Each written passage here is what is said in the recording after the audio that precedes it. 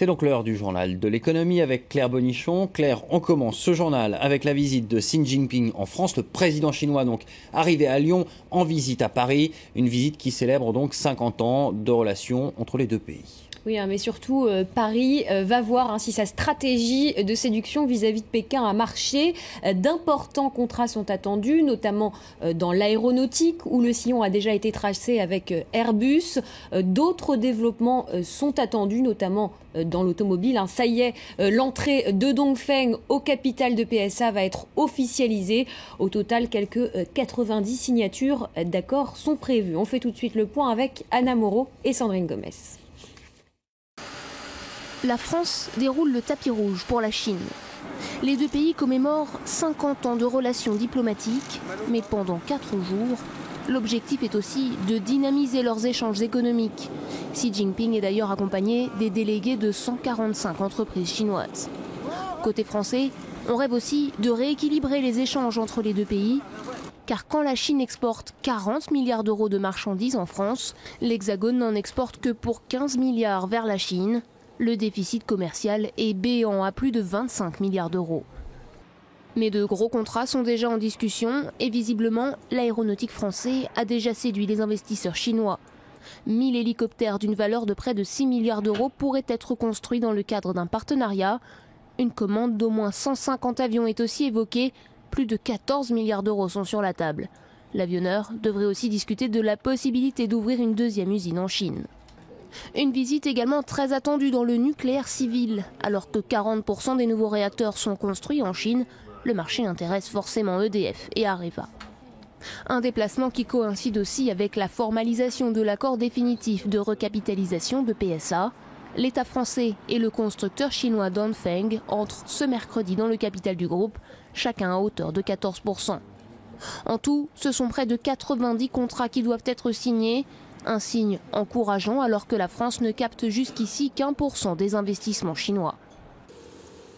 Et en parlant de la Chine, qu'est-ce que ça donne du côté des marchés asiatiques ce matin ? Eh bien, Shanghai, ce matin, est en très légère baisse. Vous le voyez, à moins 0,22%. Les banques chinoises, notamment les banques locales, inquiètent. Beaucoup craignent une crise de liquidité en Chine. Mais ce matin, la tendance est plutôt à la hausse sur les places asiatiques. La bourse de Tokyo clôture en petite hausse, plus 0,40%, portée par des investisseurs qui ont acheté afin d'obtenir le droit au dividende pour l'exercice 2014. C'était en effet aujourd'hui la date butoir et les investisseurs apparaissaient d'autant plus enclins à acheter que Wall Street a rebondi hier soir malgré les tensions entre l'Occident et la Russie.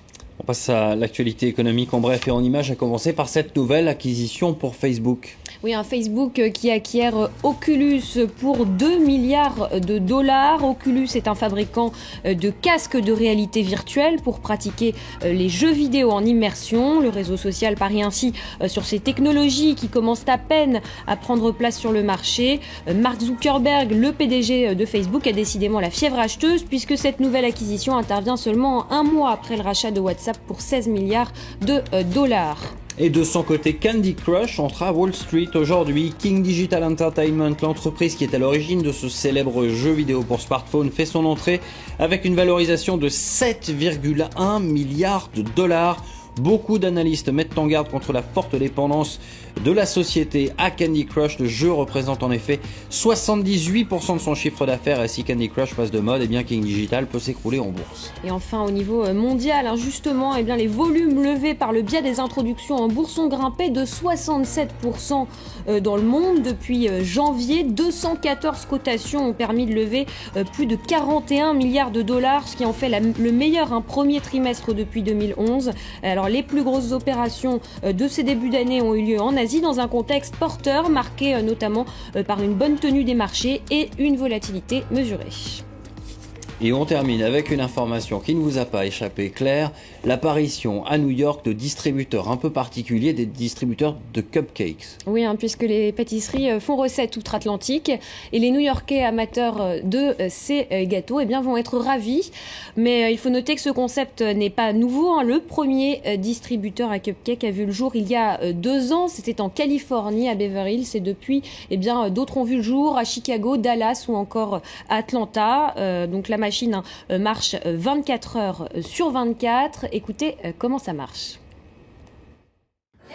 Nous les emballons tout au long de la journée et nous les stockons nous-mêmes dans le distributeur. Nous mettons ensuite le distributeur en route et lorsque vous choisissez votre parfum, vous appuyez sur le bouton et vous passez votre carte et ainsi vous avez votre cupcake. Voilà, vous savez quoi prendre pour le petit déjeuner. Merci beaucoup Claire Vonichon.